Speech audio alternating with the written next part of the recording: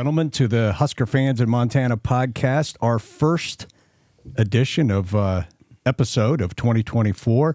I'm Ricky J, here with BB and Karl. And Jeff in Omaha. Jeff, loving that shirt. Love that shirt. Yeah. BB special. Yeah. Very nice. Love it. All right. Well, it's been a while. It's been like 5 months as I went to catch up on Husker stuff. How you guys been? Keeping busy. Basketball killed me. Basketball killed me. I just don't like basketball. It's just been a really rough. Come on, you got to watch the non-sporting WNBA. You got to time. watch women's college basketball. Women's with college Kaelin basketball was the highlight, no doubt. She did. That was interesting. It was fun to watch. She moved the needle, man. But man, did I've been missing football though. Well, you have the Big UFL. time. You have the UFL. Yeah. I mean, come on. I'm missing college football. It's going to be an interesting year. It's going to be a weird year. No Pac-12. Big Ten is up to counting 20 teams or something, 19, a lot of teams. A lot of changes. The helmet, they got the Harbaugh helmets now, as I like to call them. So I think that's an improvement, actually. Well, we've got the hardball rules, too. So let's catch the folks up on some little news. The Huskers ended last season 5-7 with many close losses. We have a new AD, Troy Dannon. He replaced the departed Trev Alberts. Nebraska hired Glenn Thomas as our co-OC and QB coach from the Pittsburgh Steelers. He coached with Raiola at Baylor and Temple. Marcus Satterfield remains the offensive coordinator and moves to tight end coach. Tony White returns for year 2 as Nebraska's defensive coordinator.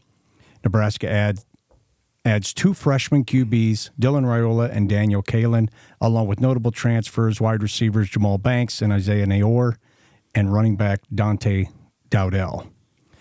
They've been doing some fun things in spring camp. They have the Spring League with the 3 teams, the Bug Eaters, Old Golden Knights, and the Rattlesnake Boys. And we have Karl Whiskey's Corner. It's featuring what tonight, Karl? Lazy K Bourbon. All right, we're going to get back to that real shortly. And the big question, one of the big questions for the night that we'll get to later is who will start at the QB position for the Huskers. So we are here with a little whiskey, Karl. Why don't you tell us about that? Yeah, pretty bottle. Thank you. The Lazy K Bourbon. This is actually made by Cole Hauser, who played Rip on Yellowstone. And it's distilled in Kentucky, but it's bottled here in Montana. And they say it's bottled in a Big Timber. It's an 8-year bourbon, only sold in Montana right now. And they decided to do that for the first couple of years. Very nice little bourbon, though. I think it's a very nice mid-range bourbon. It's good tasting. It's very, very easy, very smooth, very drinkable. Yep, very drinkable. What do you think of it, Jeff? Yeah, Jeff, are you liking it? Tell me what you think about Jeff. Yeah. Well, Whiskey is still not my thing as much as hard as I keep trying. It's still. Well, you haven't had the right bourbon. And don't say whiskey, it's bourbon. If you're going to have bourbon or whiskey, but have bourbon. Yeah. We're going to get you acclimated to it there, Jeffrey. I'll keep trying. Keep swinging. Someday when you get as old as we are, your taste buds will change. Yeah. So, and it is interesting. So it's produced basically in Kentucky. Well, it's distilled in Kentucky, but it's bottled. So somebody threw it in bottled, a truck. Yeah, they brought all the barrels out here and bottled it in somewhere between Bozeman and Big Timber, I'm guessing. Right. But it is a nice, and I think it's kind of cool that they decided to only sell it in Montana for the first 2 years before they went national with it. Very good. Yeah. That's right. And that's really the only way you can start, right? If you have to buy the whiskey from someone else, and then you're making your own blend. Yeah. Yeah. Yeah, you make your own blend of it. Because otherwise you have to wait a while. Well, yeah, because I don't 7 think years. it's not a single barrel, so I don't. But it also doesn't say blend. I think it has to say blended on it if it's going to be blended. So it's what it is. It is what it is. It tastes good. It tastes damn good. That's Yeah. all I Cool care about. That's bottle. all I care about. It's a very cool bottle. It's a leather. really cool the bottle. leather top on it is very cool, I think. Maybe if it's only in Montana, we could be the sponsors for it. Well, you should be. For at least year one. We could like be. that. Yeah. Yeah, Very good. Hey, Cole.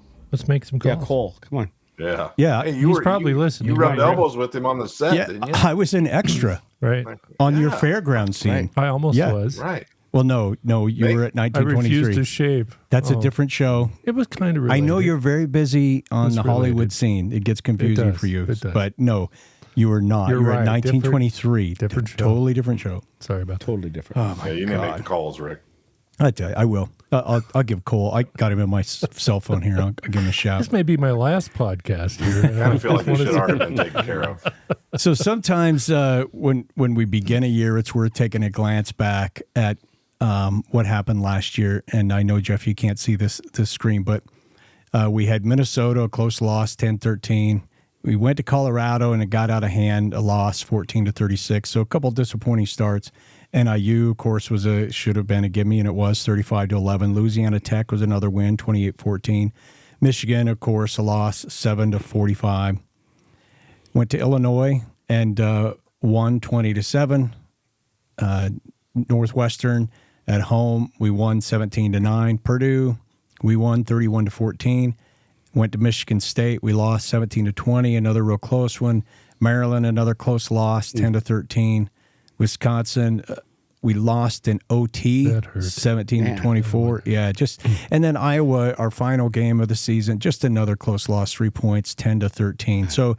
So many close losses for the season, and that's kind of what we're coming out of. And so I know we were chatting earlier, BB, that will we have enough, just a little bit of change? What's it take to win some of those? Well, the off-season mantra is chasing 3 for a reason. They were that close.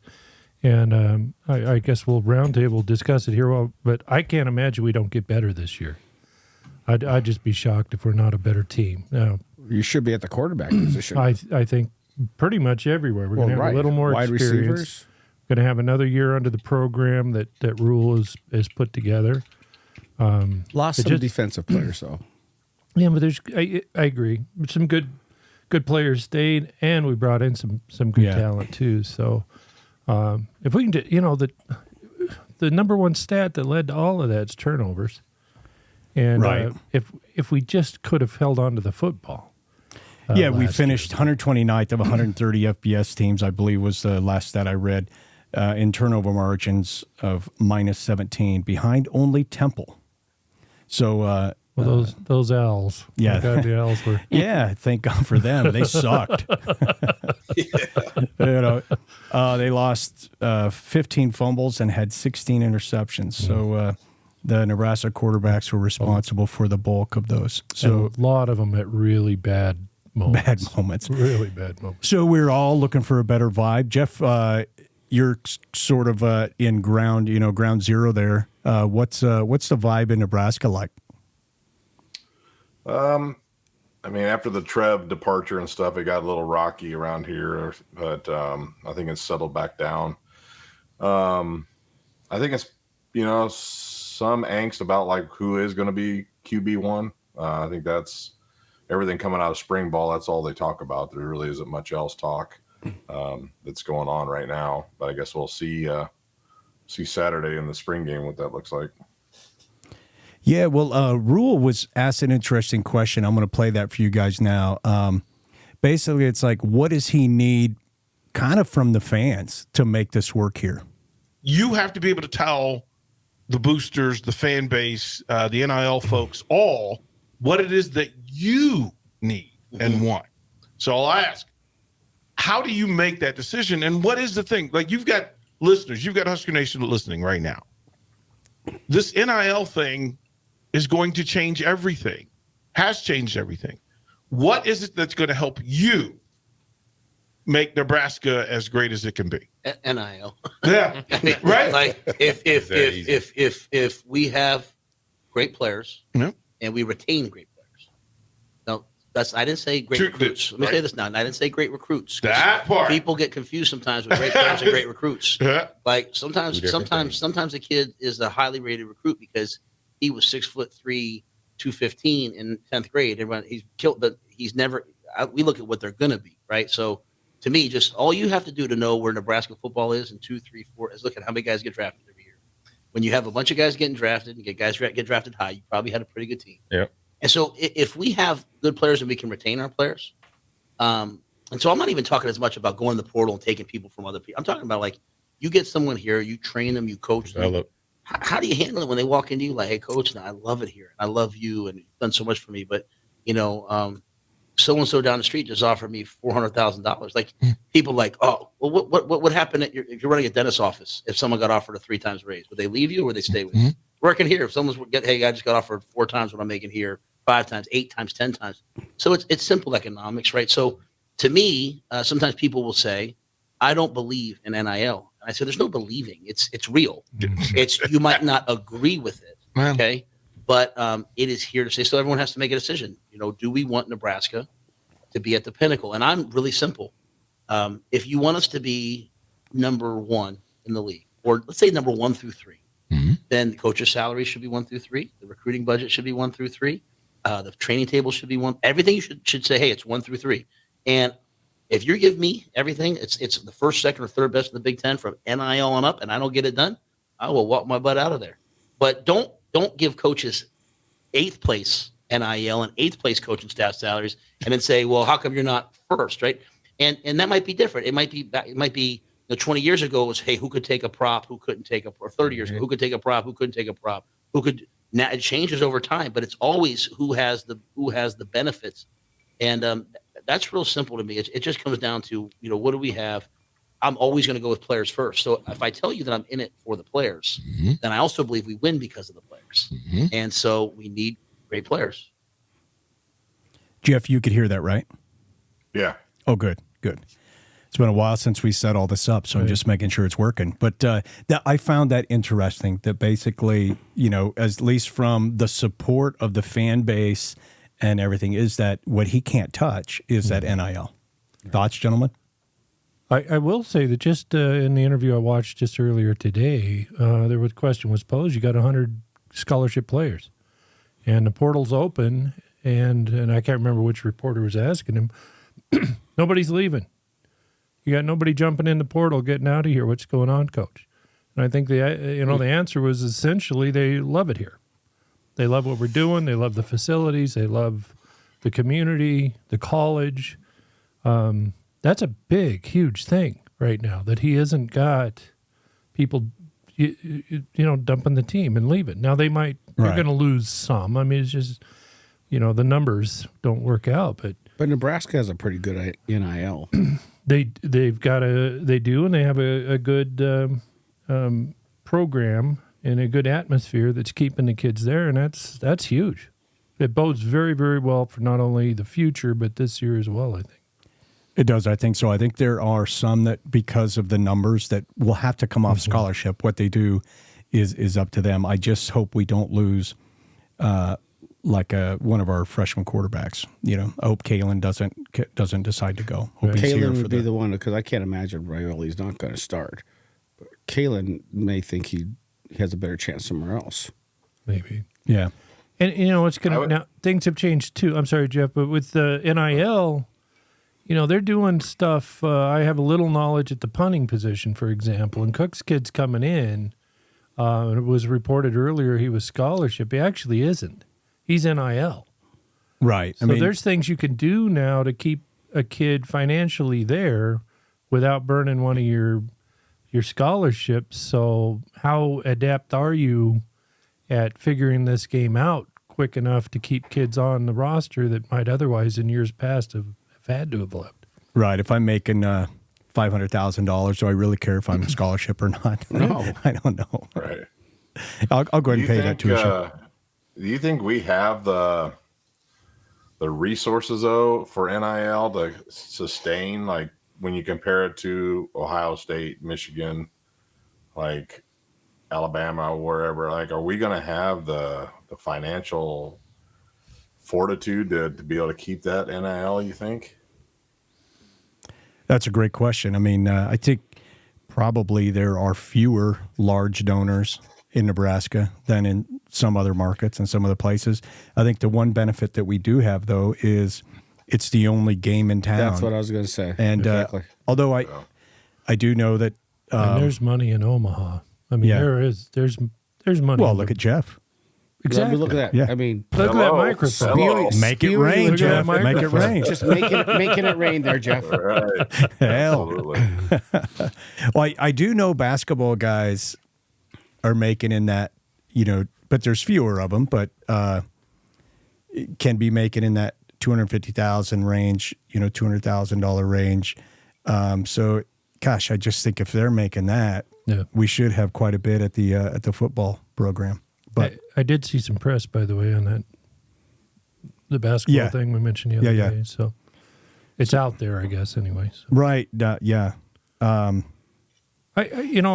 personal thing is, as I go around, I have not been a lifelong Husker fan, as you know. I'm a recent convert. But everywhere I go, I'm out here in Helena, Montana. I work at a large national home supply warehouse outlet depot type place. Did you bring your award? I did not. I should. You should. Next time, let's get it on the table. There's Nebraska Husker fans throughout the store. I mean, the guy that does the windows, and Nebraska's got a brand.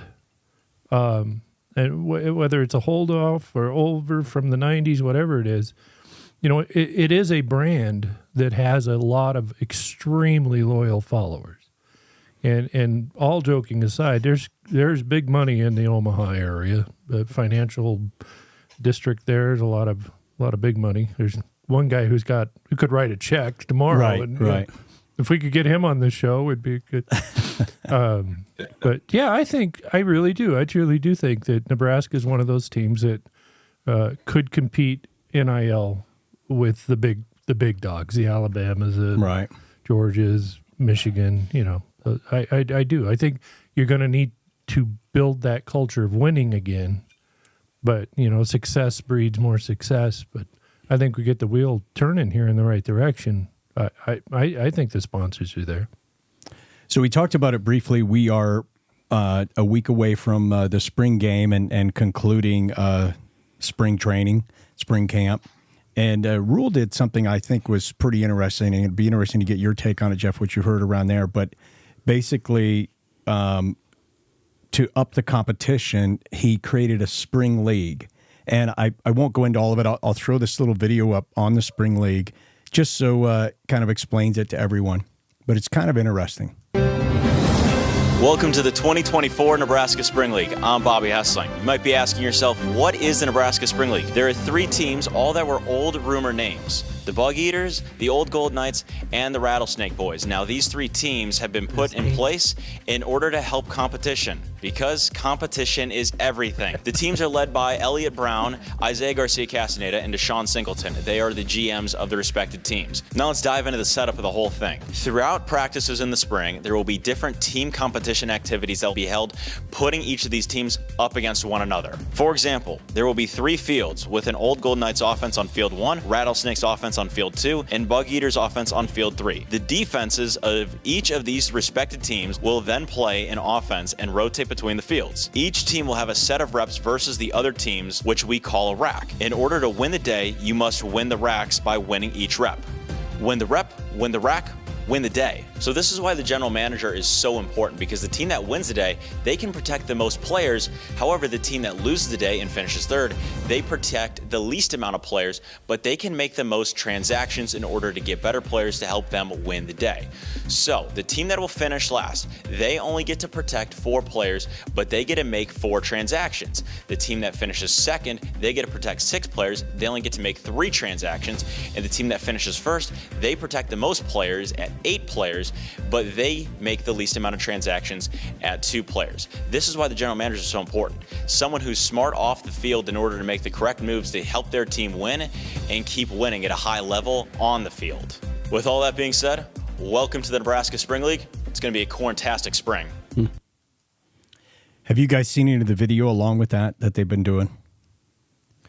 I haven't. I have not. I've seen some of these news coverage. So those the players are jacked about these teams.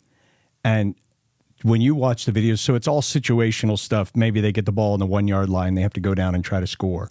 Or they get it on the 40 and they either have to score or kick a field goal or to send it into overtime or score to win. So it's all the situational competition and it's points and everything. But man, it is really cool to see them fired up. And I would think that spring training could get kind of arduous, and get pretty tiring for them. And when they find out who's why, you see them doing cartwheels, you see them doing all kinds of stuff. You see them in each other's faces in a good-natured way. A pretty smart move to implement that. Well, it keeps it fresh. I like that. I can see that. Yeah. Really motivate him. I mean, you definitely wouldn't want to be one of the bottom 4 that gets booted off your team. Well, and I don't know if you get some of them probably get booted, but some get stolen by the other teams too, because you can only protect so many. So but I like it. I like the competitiveness of it. I do too. I think it's great. Yeah, and it keeps it fresh. It's not just running drills over and over and over again. So I think it's a pretty clever idea. Well, they're covering it that kind of hokey. They obviously mean it to be hokey, but they've been doing the kind of hokey videos of it and interviewing. I think the kid's pretty good. He's pretty funny, yeah. But it's meant to be hokey and a corntastic day. Yeah, I mean, so but you can tell how fired up the players are about it. And I saw Haarberg in an interview, and he brought up the spring league, and you could just tell he was super animated. So each of the 3 teams has one quarterback that never changes. So the quarterback is always the same. And I think the line might always be the same. The line kind of is somewhat the same. That I'm not 100% sure on. But definitely the quarterback is the same, and the GM is the same. But pretty cool way to spark competition and get them motivated. Yeah, absolutely. But all right. Well, so we've had our scrimmage, and so this was Rhule's press conference after the second scrimmage, and so this last Saturday, and he's kind of talking about the defense, because if you remember, he kind of starts off with a question like, did the defense do better than it did last week? Because Tony White had said that Coach Rhule had gotten on him, and he kind of addresses that here. Some dissatisfaction with the defense last Saturday. Is there how would you assess the defense today in the context of your first comment? Yeah, I didn't say that loud. Tony made that up. I don't know where he's coming from. I yelled at everyone. So I yelled at everyone in the middle of the scrimmage last week because I felt like, you walk out in the stadium and there's no one in the stands really. It's dead. There's no energy. And all great teams, to quote Andy Reid, have to do a couple of things, but one of them, they have to create their own energy. And so I just didn't feel the energy from the whole team. So I didn't yell at the defense. The defense dominated the offense last week. The offense had a couple good things. That's pretty good. But when I watched the tape, I challenged the defensive staff. Are we playing hard enough, or are we satisfied with the result? Like we want to be processed. Like, hey, are we playing hard enough? And then I challenged the offense. Say, are we playing hard enough? So I just those aren't went back to the guys questions, like, are they? Not what at all. caused us No. to lose last year? 31 turnovers, and only taking the ball away 14 times. It caused us to lose last year. Big play. So don't, because we're winning the scrimmage, get caught up in the result. Look at the effort. That being said, today the offense got after the defense, it looked like. I'll probably go back in and probably on Tuesday say, I was a little closer than I realized. Again, there's a lot of good players not playing. But as I said to them, I don't think that way. I don't think that way. I think you're out there playing, you're a Husker, but it better be competitive and it better be physical. And, before John Bullock was a starter, he was a 3 and then a 2. And then so I'm looking for other guys to make that ascension. So I can't wait to watch this film to see where guys truly are. But, we're really hard to play against on defense. So I think the offense is just really getting a rhythm of like, hey, these are the things we like against it. And Tony's brilliant. He will come out next week and he'll have some other things, and Tony is see how it goes. Yeah, we've got to be happy that he's back for year 2, I would think, right? Heaven's sakes, yes. Yeah, fantastic. I mean, that's got to be the vibe back there, right, Jeff? I'm sure everyone earlier when he was interviewing for the head coaching jobs, everyone was a little worried. Yeah. Yeah, it was tense for sure around here. Because that was just like, okay, this snowball effect that Nebraska's had for a couple of decades. It's like every time something good happens, then that either disappears or something crappy happens. And right, with the fear of him taking off, I say that I think this off season's been a little up and down. Right, with Trev Alberts leaving. Yeah, might be getting a little exhausted here. They'll need a little spring break to get ready for the fall. That's a good way to put it. You know, Rick, I might go. I don't know if Jeff agrees with me. That might, and when we look back on hopefully a very successful season coming up, it might very well be Tony White's decision to stay that was key to what will hopefully be a great season coming up. I think had he 100%. Chose to leave, and we lose Alberts, and we get like Jeff is saying, you know, you get it's like the bad luck bears again. Right. You know, it's just one thing after another. I think Tony saying no, I'm going to stay here, and make this. You know, we're on the cusp of something amazing here. Right. That might be the key moment where this program really turns around. Well, the defense last year is what vaulted. I mean, went from pretty horrible to, statistically, I think a number 11 overall in the nation. Pretty damn good. And so there were weaknesses. They talk about third down, getting people into third downs and then getting off the field in third downs. But that's a vast improvement. I mean, markedly. I think, Karl, maybe the other thing, too, is, for a defense to be that good, usually you have an offense that's fairly decent. But, with all of the turnovers. That wasn't the case. No, that's a great point. How many times was our defense put in just horrible circumstance because of a turnover? Right. And they'd have to respond to that. And many times they did, but unfortunately not always. Right. I just thought our defense last year were a bunch of studs, to be honest with you. Right. So having the coordinator back, having a lot of the seniors return, for that were eligible to return for their last year. Mm-hmm. And then now we look at, we talked about this a lot last season, but the offense was bad, but they had a lot of injuries. I mean, wide receiver core devastated. Yeah. We played it a couple times how, Coach Riaola was saying in August, the freshmen are doing good, but they're not going to play. Right. And then they're starting, three freshmen basically are starting, it just, and our running backs going down and everything. So I'm not trying to give them a crutch. I'm just trying to say it kind of goes back to that something good happens, right, Jeff? And then now, boom, something bad. We had all these injuries.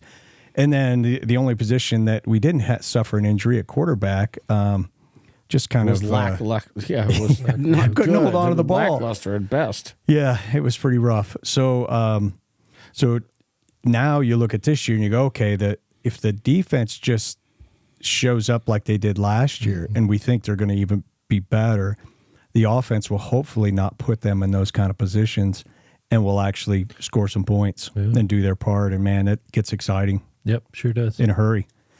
I was wondering. I wanted to ask Jeff's opinion about Albert leaving.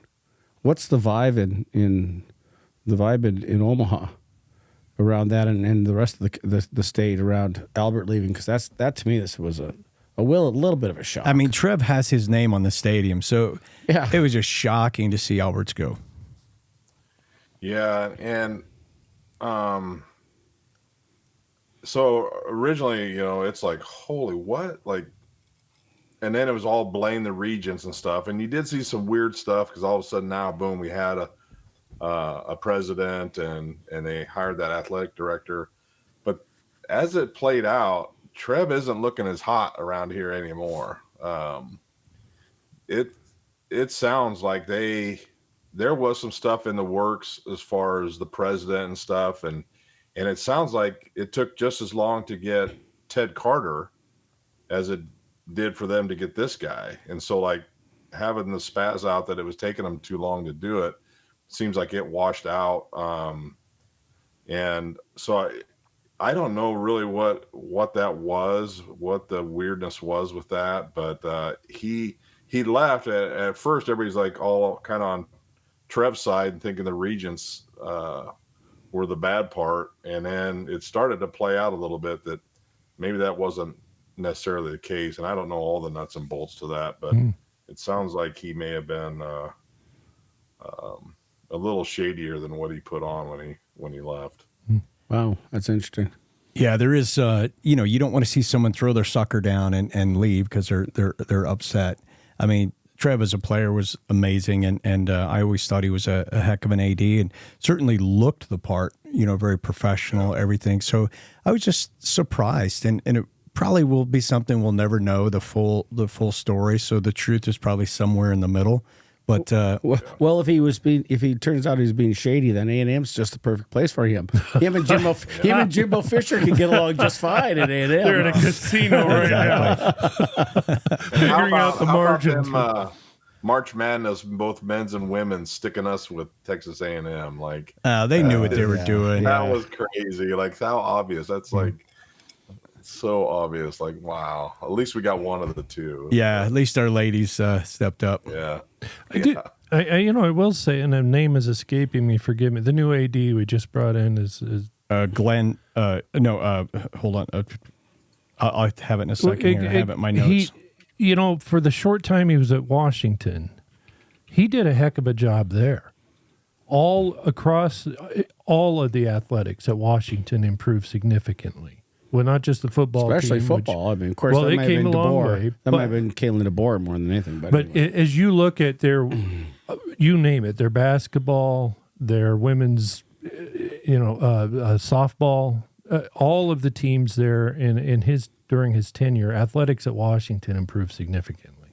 Right. And Troy Dannon. Also capable enough to negotiate and wise enough to watch a Pac-12 fall apart and get them a prime conference to play in.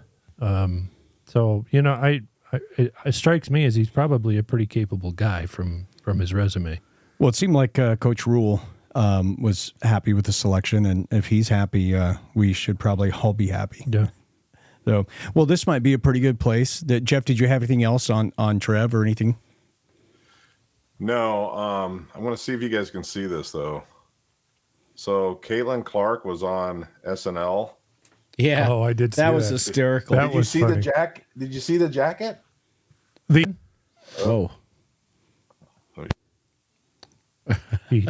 touched the red mic. I did see that jacket with the big block in on it. Yeah. Yeah, like what's that coat do? I was like, she got like a Husker coat on, like it's all blacked out Husker coat on. What's she doing? It's a black shirt. I wasn't sure when I looked at that. I can't imagine it was in Nebraska though, or was it her high school team? I think I'm hearing it was Nike, but I like the look of it anyway. Well, yeah, it could have been Nike. I'd go with the black shirt. Between that and State Farm, they're making plenty. So forever in my mind, she's wearing a black. There you go. You're starting a good rumor. I love it. Yeah.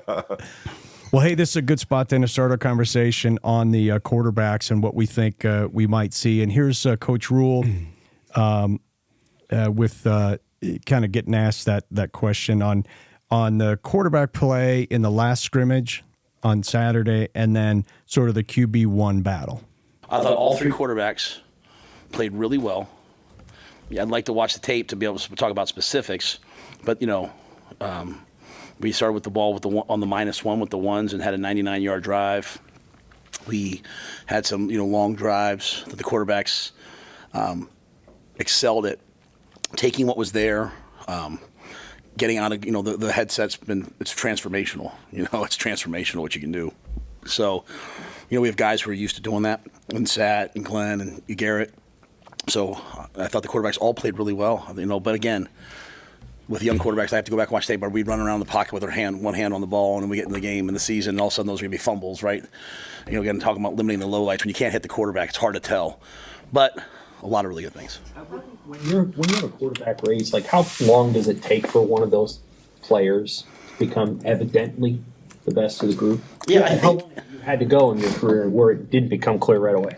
Yeah, I prefer to have it go because, again, I think one of the biggest things that you have to see is how quarterbacks handle frustration.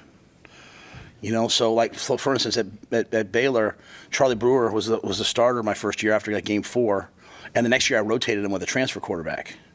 And, it was the greatest quarterback parents ever, never called me, never questioned me, never. And in the end, then in the end, he kind of was clear he was the starter. He became the starter the rest of the year. That took us to a bowl game, was a bowl game MVP. The next year, takes us to the Sugar Bowl, takes us to the Big 12 championship. If a quarterback never has a bad day, or he has simulated bad days, so he might have a bad day at practice, but if they know they're the starter, I want them to have to fight for it and earn it, And so I heard Eric Spoelstra. There's a thing he was talking to guys in the locker room getting into the playoffs. He's like, how much he values, things that you can't buy and things that you have to earn. And I just like that concept. So I want the quarterbacks to feel like they have the race, and all of a sudden I want the other guy to come along and try to challenge him. I think it'll elevate all of us. And then when we know, we know. But I wouldn't anticipate us saying, hey, this guy is the starter like today, because I thought all 3 quarterbacks went out there today and said, hey, I can be the starter. And that's my challenge to the players is don't worry about like where you stand at all positions. Don't worry about how much opportunities you're getting. Just worry about what the tape looks like. Do you look like a Big Ten winning quarterback? Do you look like a Big Ten winning left tackle? Do you look like a Big Ten winning D tackle? And if you do, your time will come. So that's a long, very philosophical answer. But I would say it would take a while because I just think there's so many guys doing good things. I want to give them a fair shot. Okay, I'm going to start with Jeff and then go around. But basically, your thoughts on the quarterback. So we have Heinrich Haarberg, who's coming in as a junior now. He's 6'5", 215, out of Kearney, Nebraska. He's responsible for the only wins. He started in the only wins we have last year. We have true freshman Daniel Kaelin, who's out of Elkhorn, Nebraska, 6'3", 210. Very talented. And we have Dylan Raiola, also extremely talented, 6'3", 220, out of Buford, Georgia, his last stop anyway. So, and obviously he has a connection with his father, Dominic, who is a great player at Nebraska, and his uncle Donovan, who's the offensive line coach. So those are the 3 scholarship quarterbacks that we have. And Jeff, what do you think? How's it going to pan out? Why? What are you seeing? What are you thinking? So I definitely don't want to just automatically jump on that. It's going to be Raiola, even though everything in the world tells you it should be, him even showing up here, the NIL stuff, anything like that. And I don't know if it's just the backup quarterback gets all the love, because Kaelin's been getting a ton of love in the media around here the last couple of weeks. Sounds like he's making better throw. Mind you, it's little short windows. I mean, the press is in there for 20, 30 minutes. And then what they see, Daniel's been balling out pretty well. Haarberg looks really relaxed. I don't know if he's got some extra confidence this year or they got a plan B for him, so he's kind of comfortable with that. He definitely doesn't look stressed out about the competition. And Raiola is just, he's maybe a little quieter than what we thought he was going to be, but it'll be interesting to see what happens. It's so hard not to lean into, okay, Kaelin's kicking butt. I know Kaelin went to the that Elite 11 camp, did well there, same camp that Raiola was at, so he's not a slouch by any means. I don't know. I think in my head, you bring up Haarberg winning last year. If it's at all close, sometimes I think maybe you give Haarberg a few starts, get those other guys some game time, to watch a little bit or something. I'm not sure. Because I hate to choke up a couple wins that we could have by having a young guy that gets out there and spazzes out a little bit. So, right. And then what does that do to their confidence if you don't just leave them in? Yeah. So, but then I don't know what you do when you have those 2 young guys, you got 2 pretty high quality quarterbacks. So it might be interesting after the spring game to see, if it looks like it's going to be Raiola, if Daniel will stick around or if he'll jump in the portal or not. But BB, what I know just from talking earlier, a couple of things Jeff said I think are similar to what you are thinking, but give us your thoughts on the quarterback battle and who might be QB1 at the end of the season. Very much like Jeff was saying, I'm nervous anytime a true freshman at quarterback. It's the biggest position on the field. It takes time, generally speaking, to mature into that position and learn the speed of the game and the defenses and to read them. Haarberg, I would say it's his job to lose, to start off with. If you were starting a season today, I'd say Haarberg's probably going to be your guy because, he's earned the right to be it. Somebody's going to have to take it away from him. Having said that, Raiola's, he's a special guy. I mean, he's a special young man with an incredible amount of talent, as is Daniel. And he might be, there are those one in a generation players where they're able to just step in day one and play. Maybe he's that. Quarterback might be a difficult thing for us this year only because of the youth. I think we've got that, Raiola, maybe too much talent in freshmen. And maybe Haarberg has had another year to mature and get better. When I do listen to the coach and some of his things he's had to say, he's high on Haarberg too, that he's improved, significantly. And one thing I made a little note about is, we brought in, I'm not a huge Satterfield fan. I wasn't last year.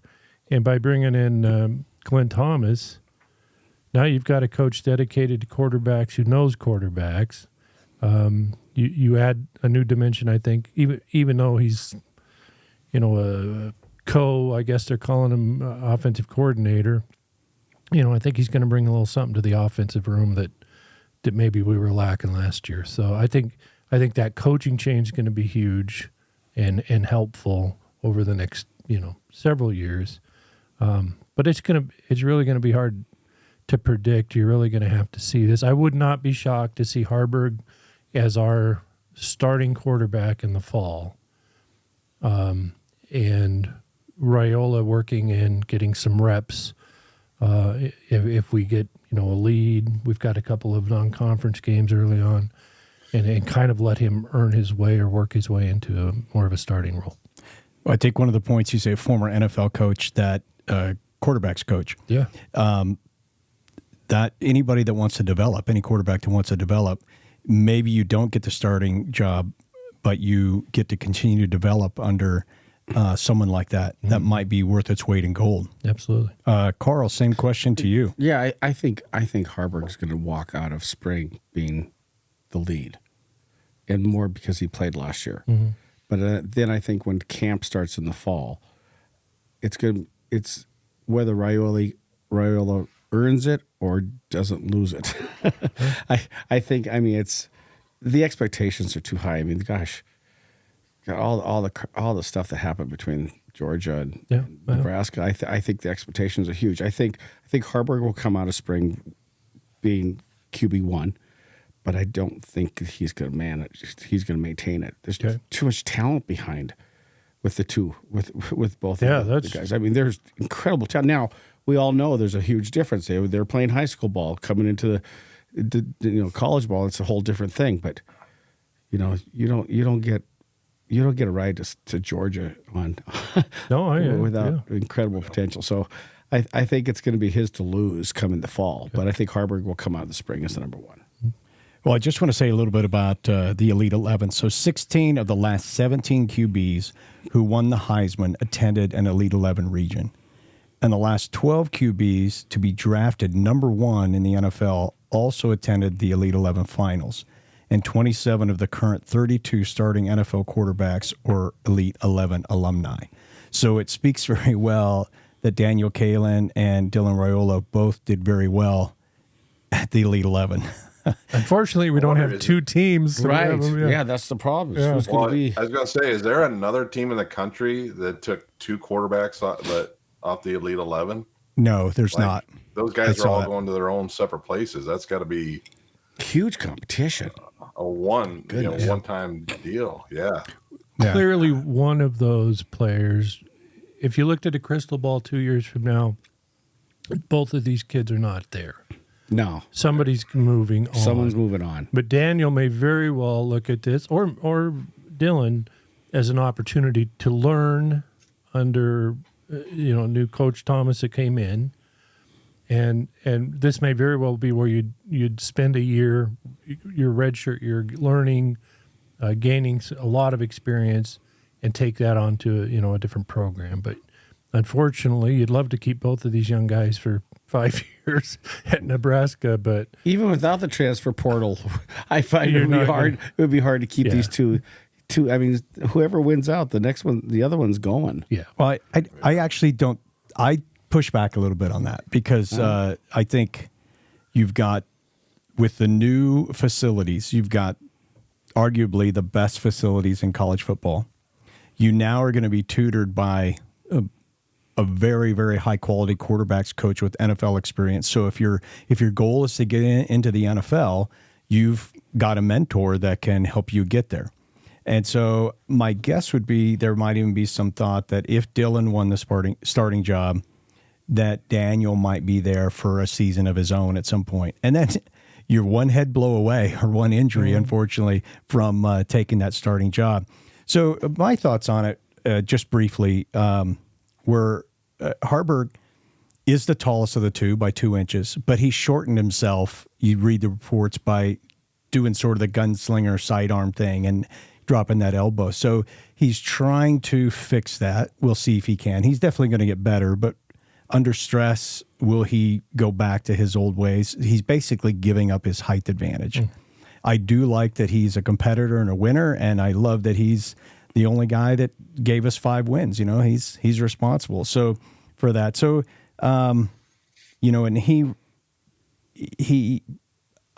we talked about last year, he didn't really have any receivers to throw to last year because the freshmen were very talented freshmen, but now they're thrust into the game without a bunch of practice. So I think he needs to have a fair shake and to see what happens. I do agree that I think both Kaelin and Raiola just have God-given talent, probably, at least reported, far above or above anyway what Heinrich Haarberg has.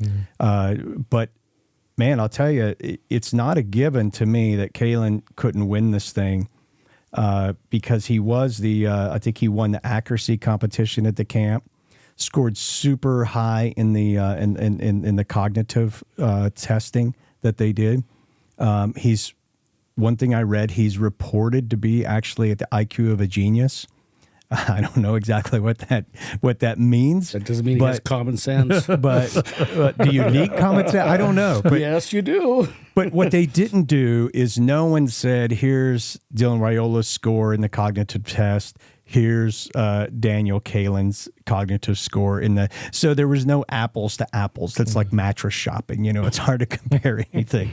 So one of the things I did, these are all rumors, but one of the things that I picked up when I read the Raiola camp may have been looking for definitely the opportunity anyway to start at QB1.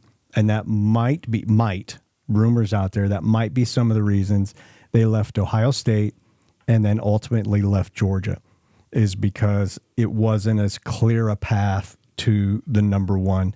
And I'm not saying that Coach Rule has promised anything or done, but they probably see this as a path towards that starting job, especially if Nebraska does not, and it doesn't appear they're going to bring in a senior quarterback out of the last few days, remaining week and 2 days or whatever of the portal that we have. So, gentlemen, any final thoughts on the quarterback battle? I don't know. I just think. You know how you catch sometimes Rule, and maybe sometimes his tones, like it's almost like the four of us sitting here just shooting the breeze. Like when he talks about Kaelin, you almost see, like, I think he really, really likes that kid. Like, I mean, he likes all his players, as he says, but I think the fact that Kaelin went through what he did during the recruiting cycle because of what Raiola was doing, and then Kaelin manned up and said, no, I'm not going nowhere. I'm going to come in here and fight for it.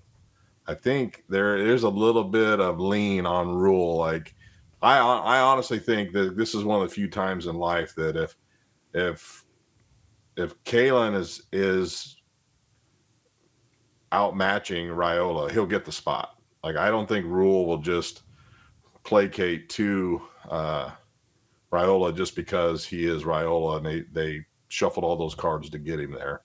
I think if Daniel's beating him, I think Rule will play him honest and put him in the depth chart where he should be.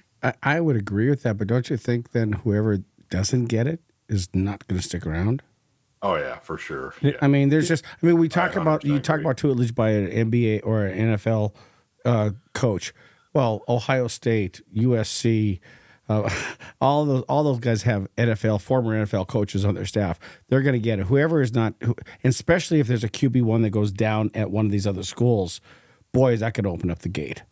Yeah. Well, I don't know though. So if you're Dylan, you got beat out by another quarterback. So what does that do for your prestige going forward to another school? You might not get the NIL deal that you have in Nebraska. You might not. I mean, I'm just saying there's other things at play than but I think if he didn't get the starting job, I think Dylan would be more likely to leave than Daniel. I would agree with that. I think I he would will- agree with that because the pressure's on him. Well, he would want to stay and develop and I think and wait for his chance, whether that's through an unfortunate injury. I mean, it's a long season in the Big Ten. People get banged up, or it's just an opportunity to show what he has. Jeff, you made a great point that very few teams have Elite 11 quarterbacks, especially in the same class, and we're very fortunate to have that. And I just hope that that Coach Rule can make it attractive enough that they'll both stay. And also, Daniel Kaelin is a Nebraska boy, and I know the dreams of playing at Nebraska are every young man's dream, and so that grew up in Nebraska. So hopefully he would stay. That'd be definitely be my hope. But any other final thoughts on the quarterbacks? It'll be interesting. Be fun to watch. Watch them each get 4 games. Yeah. Well, I guess the last thing I'll say is I'm very happy that it's not just Satterfield who's probably distracted with the full offensive coordinator stuff. I'm glad this year we have a dedicated quarterbacks coach that can help make that evaluation. And when he goes to Coach Rule and says, "This is who I think should start," I think Coach Rule can rely on that. And Here'd be the interesting one. What if Haarberg wins it? Well, he could. Then you have two high prestige recruits. Are they going to stick around? I mean, it's kind of interesting. I mean, I think at least you buy a year, maybe.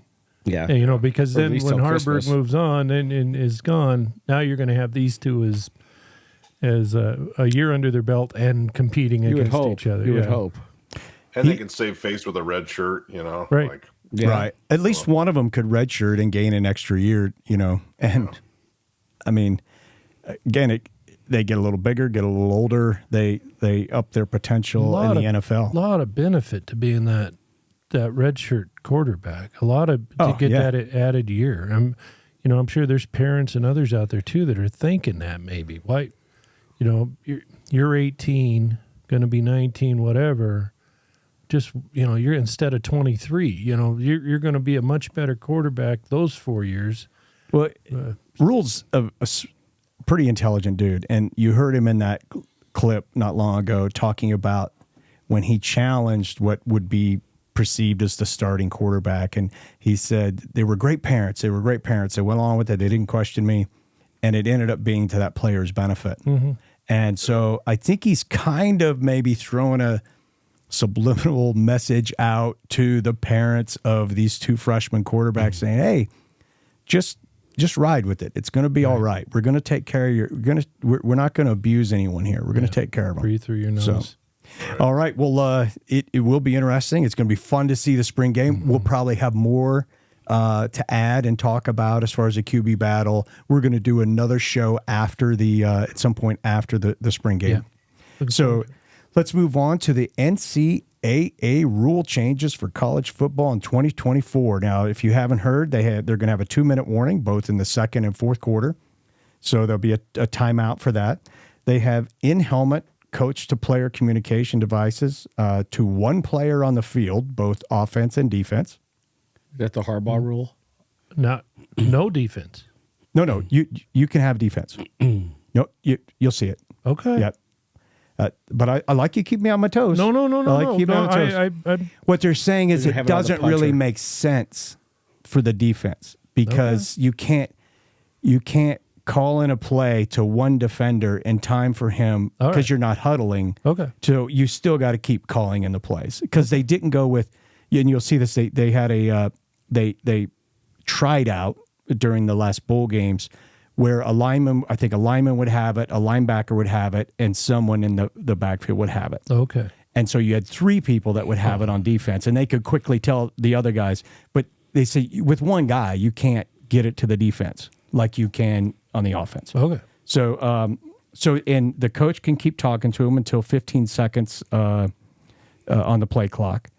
And then they can also use tablets to watch video. So they can have 18 tablets spread out from sidelines to up in the press box or up in the booth there to in the locker room. So those are kind of the things. And here's Rule. He's kind of explaining a little more in depth the in-helmet audio, and then we have 2 videos on that, kind of explaining these new rules. Just how have you seen them adjust to the in-helmet communication? Well, for the two freshmen, it's all they know, right? So it's like they're kind of like, okay, this is what it is. We've been doing it nonstop all training camp, and interestingly enough, we did it some last year in the spring. So that's a Lincoln-based company that does the NFL, and so that's pretty we cool. have it. That is so cool, we used it right? last spring, and with the hopes that this was going to pass, and it's really, really, I think really, really powerful.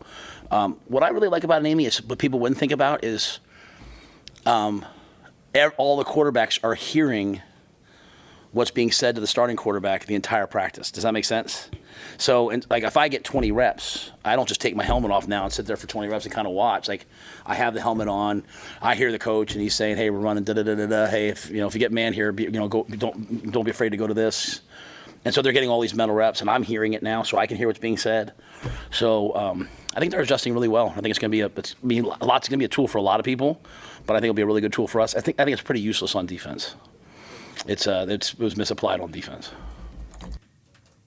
All right, we've got one more. Goes into just a little bit and explains some of the problems that you could encounter. Or are with you that. done doing signals on the sidelines so there won't be any more of that going on during games? I'm not saying anything out loud what we're doing. I think you'll see most teams continue to signal. You have to signal on defense. See, I've talked to some coaches around the country, and because there's in the NFL, you only have 48 guys active on game day, right? So you can't really. It's hard to go chip. Went no huddle, but not many people are going to go fast no huddle the whole game. So you can have one headset, right? And that guy signals the defense to everybody, and you're in the huddle most of the game. And then when it goes 2 minute, they signal from the sidelines most times. Well, what I think you're going to see people do in college now is go even faster because they know the defense has to signal, right? So one guy can't get the play call and tell it to 10 other guys while they're going in 12 seconds. It's impossible. So in the bowl games, when they experimented with it, a lot of teams had they let everyone have a headset, or a lot of teams had 3. So one secondary guy, one linebacker, one D lineman. That didn't pass, and I'm not complaining about it. It's one guy's got it, but we would only really use that. So we'll still signal on defense. We'll have to. And then on offense, I think you'll see a lot of people going even faster. So they'll probably still signal from the sideline. What we do, we'll probably do a little mixture of both. Like when you're talking to the quarterback, how late can you go? 15. On the play clock. Yep, 15 on the play clock. So when they're walking up and you see a look, you can still talk to them Yep. as they're getting up there. Hey, look at this guy. Look at that guy. Yeah, and I think it's documented, like when the Rams had Jared Goff early on, Sean McVay, they would just constantly play at the line of scrimmage, and up until 15 seconds, like he would be telling them what to do. And then defenses started waiting, showing one thing, and then at 15 seconds, running to a different defense. So there's going to be a lot of chess to this. You can only have one green dot on the field at a time. So there's Jay Terry's going to be losing his mind on the sidelines, right? Elite equipment manager. Let me say this, one of the best. But it's hard on those guys because, to give me an example, I am the starting linebacker. Let's say I have the green dot. You're the backup middle linebacker. So when I'm out and you're in, you have to have the green dot. But we play together on punt team. So you have to have a hot helmet without the dot. The green dot's the guy who has the microphone in it. So you can only have one on the field at a time. So you have to have one helmet. And then all of a sudden, I get hurt, and you got to go running in the game. You're like throwing your helmet, getting the other helmet, running in the game. It's chaos. But it's good. It's kind of fun. We dealt with it in the NFL, and I'm so happy that it passed because It's absolutely what should be happening in football. We're trying to get used to today we practiced the tablets with the video on them. We didn't have that in the NFL. We just had still pictures. Like the officials, like they said to me, like, remember now you can't show it to us. Hey, look at this. The Mike Dick or whatever did that. So, but again, I think that's so fair because I come in sometimes and you guys will ask me a question, Coach, what happened on this play? And you have to understand, you guys are in the press box or someone's at home and they're seeing the replay 10 times, right? And the announcer's like, you see here, and everyone knows what happened on the play except for me. I literally look up at the scoreboard, hope they get a glimpse of it, and then we're into the next play. So at least now, for things that we're being held accountable for, and we're going to end up, trending on Twitter and being on the bottom line for, at least now we can go look at the thing and say, oh, this is what happened. Okay, let's fix it. So I think the football product will be even better now that we have the in-game video. Gentlemen, what are your thoughts on these rule changes? Doesn't it seem like that gives a little bit more of an advantage to the offense? And maybe that's what they're looking for. I mean, it certainly sounds like it from those comments. Yeah, I mean, everyone wants high-scoring games and offense. So I wonder if that's behind some of this because defenses are going to have that last 15 seconds, like you were saying, 15 seconds, and then you have to change your defense and everything in order to accommodate based on what the offense is seeing. I think it's going to give an advantage to the offense. There was also this team that wears blue that was up north that I think the Harbaugh binoculars and hired hands and that's why I said was this the Harbaugh rule? I call them the Harbaugh rule. It's the Harbaugh helmets. So right, the Harbaugh definitely. Well, Jeff, any thoughts on those rule changes? No, not the. I mean, I'm not a huge fan of the 2-minute warning. I mean, we got all the TV timeouts and crap anyways. So I don't know. I kind of throw, especially if you're on the winning side and you're trying to, run this clock out. So I'm not a huge fan of that. But the other ones, I suppose it's probably time and with the Harbaugh stuff, you probably need the helmets. Yeah, and I think like some of those rules, like the defensive side, if that becomes an issue, they'll adjust that for next season. Yeah. But if Harbaugh's now he's out, but if someone is just stealing the defensive I would want signals, to know, did Harbaugh happen to buy stock in this Lincoln company? Would have been a smart play right there. Ooh, interesting. Right? Okay. Well, format of the spring game, Jeff. Have you heard anything around Omaha or Lincoln or anything on the radio there that tells us what the spring game, the format is going to be? Because some places have, this kind of silly competitions, and then we've seen some silly stuff, and then we saw two-hand touch, and then last year we actually saw some real football tackling, although with a running clock. Have you heard anything? What's the format? No, I haven't. I actually haven't heard. I was wondering that myself when we were getting ready to start the podcast, as if we're going to have quarterback tackling again this year, or how they're going to do it. Anyone? Maybe they haven't decided. I haven't heard anything on that. The only thing I've heard, and it's not the format of the game, is Rule has said it's going to be very vanilla. So he has no intention whatsoever of showing anything to any potential opponents out there. So. I think that's great. I hope it's live. I hope that you can, because that's the only way you're going to really evaluate these quarterbacks. And because I saw this little video snippet from each of them, and I had to write the numbers down, so I made sure I knew which quarterback I was looking at. Mm-hmm. And Heinrich threw a weak side, between the shoulder and the sidelines, exactly where you want it to go, pass. And it was hard to tell, but it was a deep pass. And that's a throw I didn't think he could make last year. And the other guy, Raiola has looks like to have just an amazingly powerful arm, and the same with Kaelin. I mean, I saw some really good throws from all three of them. So if we're not, the closer you can get them into a game, situation where they're actually having to do some scrambling and, make the line equal so they're getting equal protection. But I don't know how you're going to evaluate these guys if they're all throwing kind of at that level. And again, those are just super little small, hope there's probably other material that they're seeing, but I hope that it's live. Yeah. Well, and I'm curious too, maybe you guys have heard, what do we see for a formula for offense next year? Are we going to be a passing team or going to be a running team? I mean, last year we were hearing a lot about fullbacks and power, controlling the line of scrimmage, that type of thing. Depends on how many fumbles we have. I guess. Well, we brought I'd in still prefer that. Yeah, we brought in a 4-star running back, Exactly. transfer portal out of Dante Dowdell, and actually I can't remember if he plays guard or tackle, but an offensive lineman transfer that I guess is kind of known definitely for run blocking. Right. He has to work on some pass blocking, and his name escapes me now. But so that would indicate that they at least want the ability to run the ball. Wouldn't it well. be something to have a couple of the strongest arms in college football only to be a running football team? I think that would be whatever it takes to win. Whatever it takes to win, man.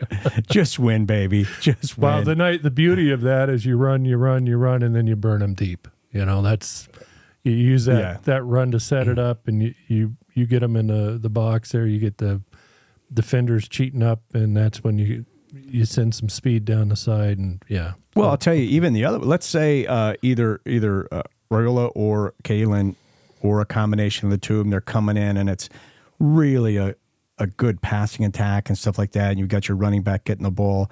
And then to switch it up, almost like a switch-up, change-up pitcher, now that we're in baseball season, who throws totally, not literally throws, but his game is totally different than your normal pitchers. And he comes in the game, and all of a sudden he can throw as need be, so they can't just stack the line.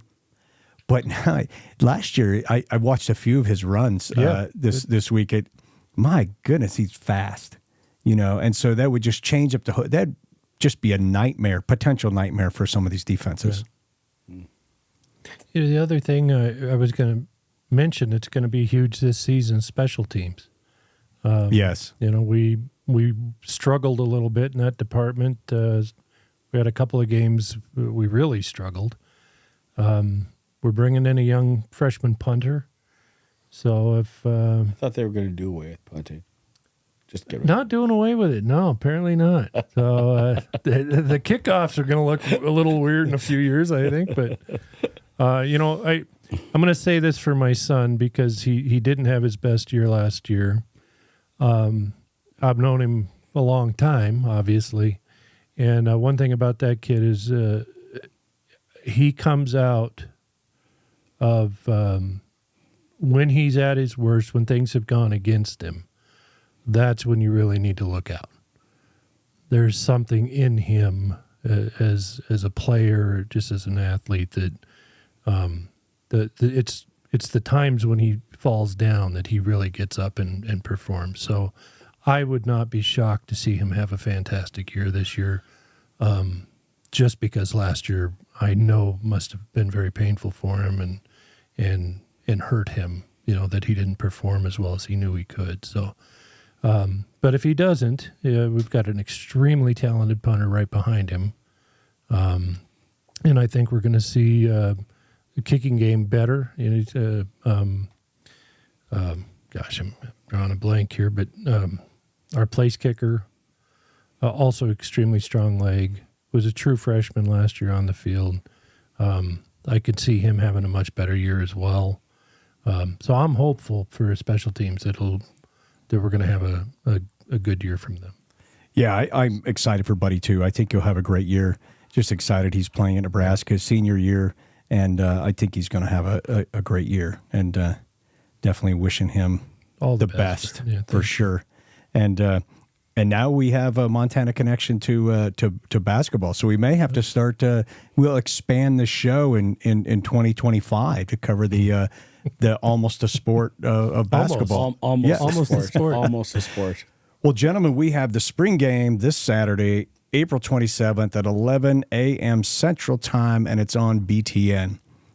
What final thoughts do you have? And I'm going to go to Karl first. What final thoughts do you have on kind of anything that we talked about tonight, the upcoming season?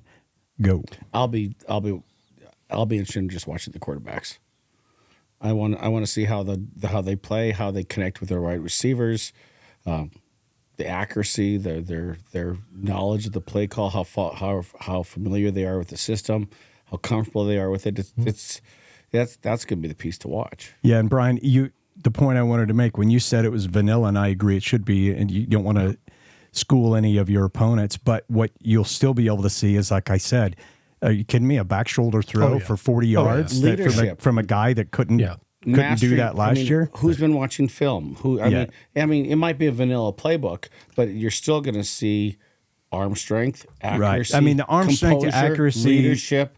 Yeah, that's what you want to see, especially how these two freshmen. Yeah. I mean, these are two highly touted freshmen who come out of really good systems.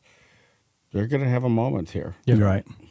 What do you think, BB? Same to you. Well, very much the same. I think the quarterback is going to be, obviously everybody's going to be looking for that. I want to see if the line, offensive line, I want to see on that side of the ball how well we protect. I want to see. I'm excited to see our defense. See how they're running around the field. Hopefully, lighten it up, and nobody's going to get hurt, and we're not going to see that level of hits, I hope, but we certainly see the coverages and the plays, and so I'm kind of excited to see the defense out there as well. All right, guys. Well, we've saved the best for last. Jeff, what are your thoughts? Doesn't he look like a professor of anthropology with that beard now? He looks good. Yeah. Anthropology. Anthropology. That is random as hell. But no, I guess I'm going to put my faith in Tony White and hope that defense remains as good or better.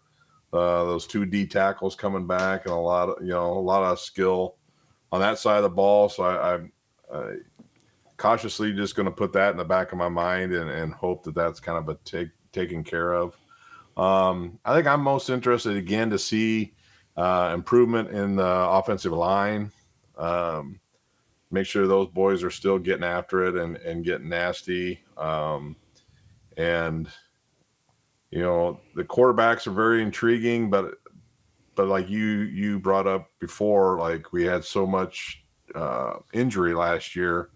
So I kind of anxious to see what's going to come out in the fall with the running backs and the receivers and even tight ends. Like is Fedoni going to take a step forward and be even move more toward an elite tight end? Carter Nelson, is he going to step up as a freshman and play some? So it'll just be, I'm going to kind of look at those skill positions and then the trenches to really see if we are developing and this is a ship that's headed in the right direction. Well, gentlemen, that's kind of concludes our first episode for 2024. We're all going to be watching the spring game and then getting together after that. And I appreciate you. Any final thoughts at all? Just glad to be back. Feels good. Yeah. All right. Well, by the way, Montana has the same issue going into the spring. Is the quarterback. Really? We haven't talked about Montana at all. Well, they do have Linehan. That's going to be a help. That's going to be a strong But they help. got rid of their quarterback who had another season. And they have a Fresno State transfer and... You still got Bobby. Yeah, I know. He's coach of the year. Quarterback, yeah, he was quarterback of the year. Played for the national championship. Still got Bobby. Don't be a hater. Go Bobby. Go Bobby. All right, gentlemen. Have a great week. Cheers. Cheers. All right. See you guys.